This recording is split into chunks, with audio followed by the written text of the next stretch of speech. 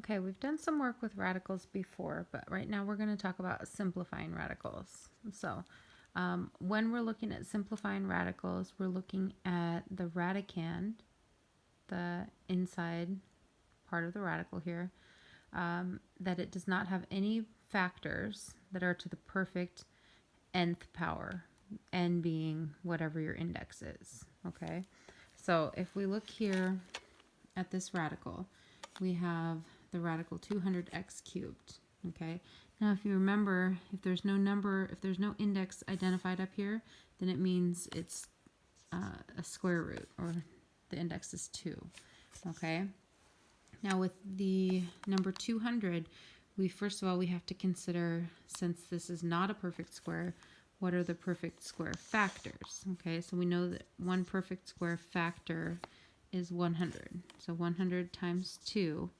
Okay, now we look at this x. So if we had x squared and then square rooted, that would be just x.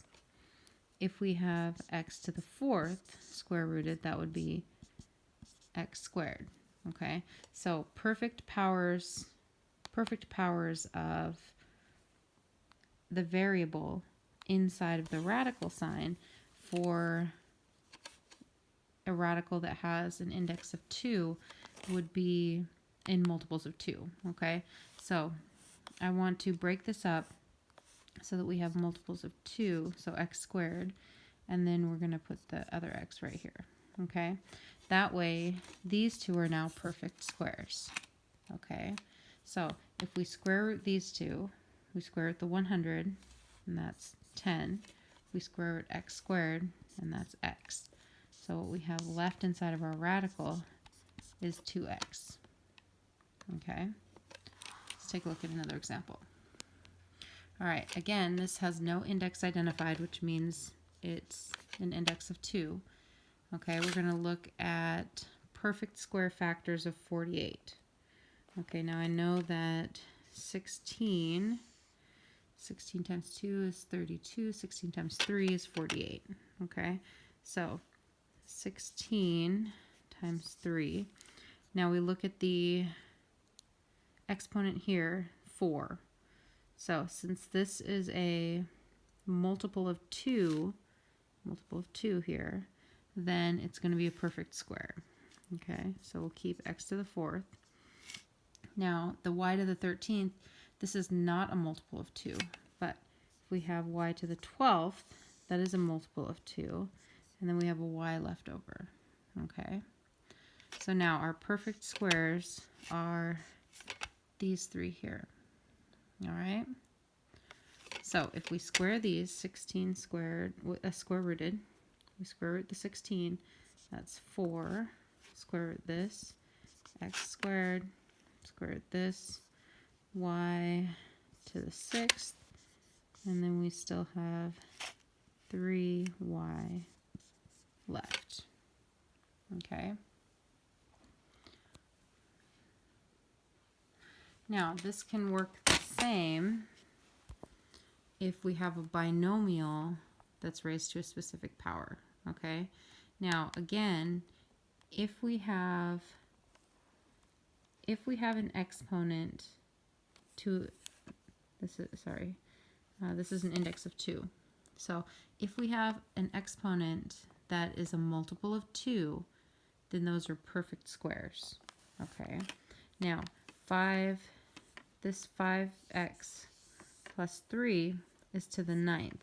But if we say 5x plus 3 to the 8th times 5x plus 3, so that's to the 8th, and then one more would be to the 9th. Okay, so now if we square root this, we'd have 5x plus 3 to the 4th square root 5x plus 3.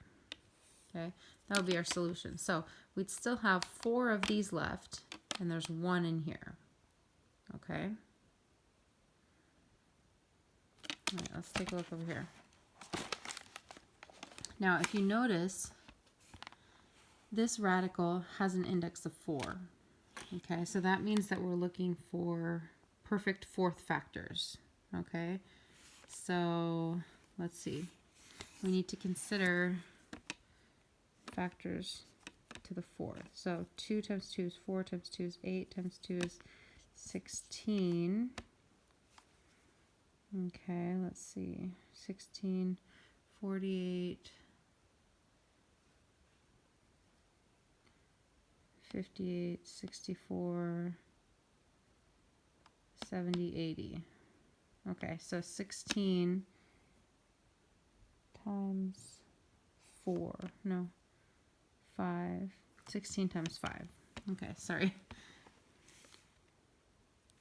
Okay, so then we have, I had to do some math there. So we have 16